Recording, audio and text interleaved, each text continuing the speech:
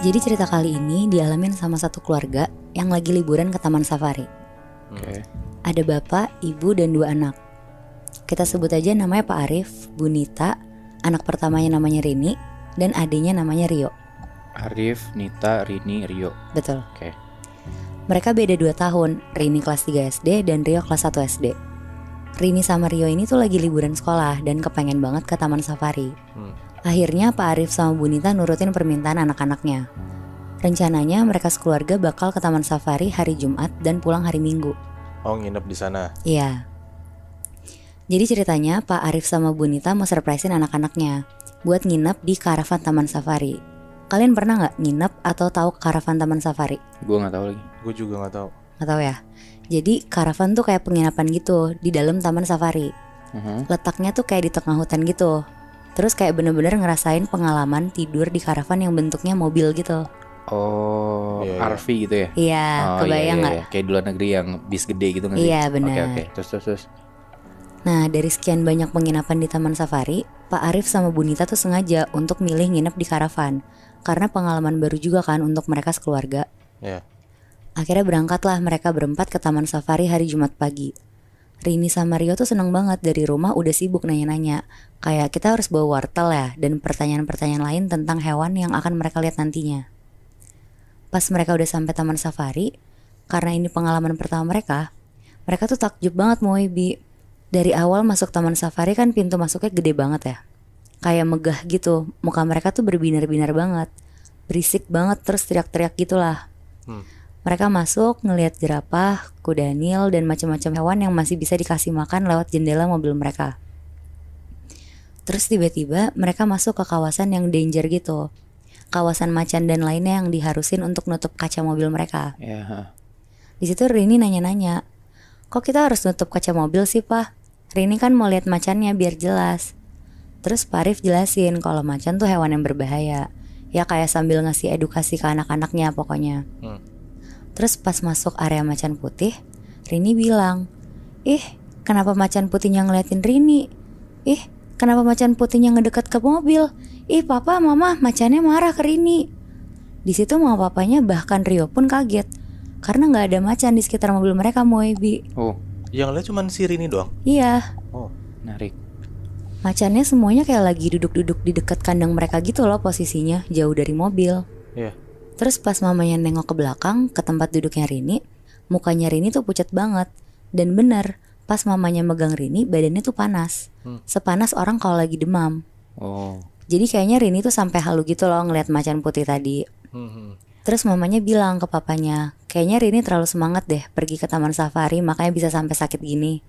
Soalnya kayak kalian tahu nggak, anak kecil kalau excited mau pergi pasti demam gitu loh sebelumnya. Oh gitu ya? Iya, dulu sih gue gitu. Oke. Akhirnya mereka sekeluarga nyelesain lah trek taman safarinya. Mereka jalan terus sampai ke penginapan mereka. Pas sampai di karavannya, itu tuh waktu nunjukin jam 4 sorean lah kira-kira. Bu Nita gendong Rini, terus nidurin Rini di kasurnya. Jadi tuh unik banget Moebi. Biar ada gambaran, di mobil karavan ini tuh ada 2 kamar. Satu kamar yang kasurnya master bed gitu. Satu lagi kamarnya tuh yang tingkat atas bawah. Oh, oke. Terus ada ruang tamu yang ada TV-nya juga. Jadi sebenarnya tuh sempit. Nah, hari ini tuh lagi sakit tapi masih banyak mau gitu loh. Bukannya dia tidur sama mama papanya, tapi dia ribut banget minta tidur di kamar yang kasurnya tingkat atas bawah. Dan dia kepengen tidurnya tuh di bagian atasnya gitu. Karena Bu Nita juga mikir kasihan sama Rini, soalnya kepengen banget. Akhirnya Bu Nita ngasih Rini tidur di situ. Udah tuh Bu Nita ngasih obat dan lain-lain. Sekitar jam 8 malam Rini udah tidur karena efek obat. Adenya si Rio tidur di kasur bawahnya. Pas mereka berdua udah tidur, Bu Nita sama Pak Arif tuh lagi nonton TV di ruang tamu. Tapi tiba-tiba mereka dengar ada suara orang-orang dari mobil karavan sebelah teriak-teriak, "Ada macan lepas, ada macan lepas, hati-hati." Dengar suara itu mereka berdua kaget banget dong. Hal yang pertama dilakuin yang ngecek ke kamar anaknya. Pas dicek, anak-anaknya aman nih, masih pada tidur, bahkan udah pulas. Pak Arif bener-bener ngunci pintu sama mastiin jendela tuh ketutup rapat. Mereka panik banget sebenarnya, tapi mereka juga bisa apa kan selain nunggu matahari terbit. Soalnya posisinya kan di tengah hutan gitu, jadi ya lumayan gelap dan serem juga untuk ngeliat keluar kan. Akhirnya Pak Arif nelfon ke resepsionis untuk mastiin apa benar ada macan lepas.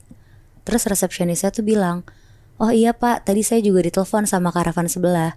Ternyata katanya mereka salah lihat." Lega denger info dari resepsionisnya itu, akhirnya Pak Arif sama Bu Nita siap-siap untuk tidur. Pas mereka tidur, Pak Arif kali ini dengar ada suara burung.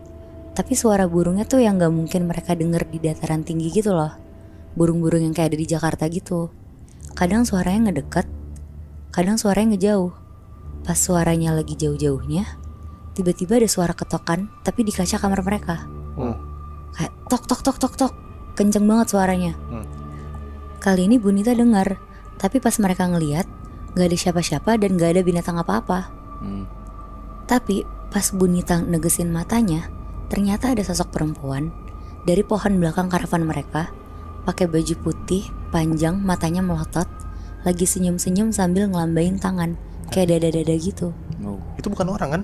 Bukan. Anjing, kuntilanak. Nah kayaknya bisa jadi sih Moy.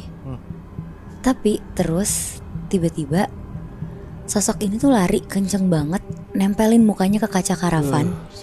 Terus tiba-tiba sosok perempuan yang nempelin mukanya ke kaca ini berubah jadi macan putih yang gede banget.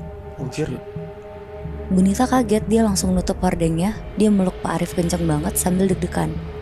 Pas Pak Arif nanya kenapa, ada apa kok ditutup, Bu Nita gak bisa ngomong apa-apa selain merem dan melukin Pak Arif aja.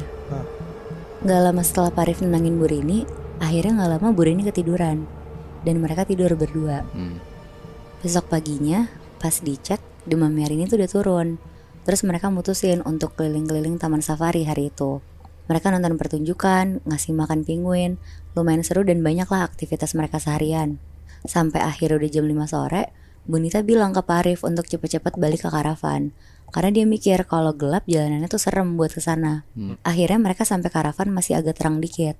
Rini sama Rio mandi, semuanya bersih-bersih. Pas udah ganti baju tidur, tiba-tiba badannya Rini tuh panas lagi. Kayaknya Rini tuh kecapean karena aktivitas yang lumayan banyak kan hari ini.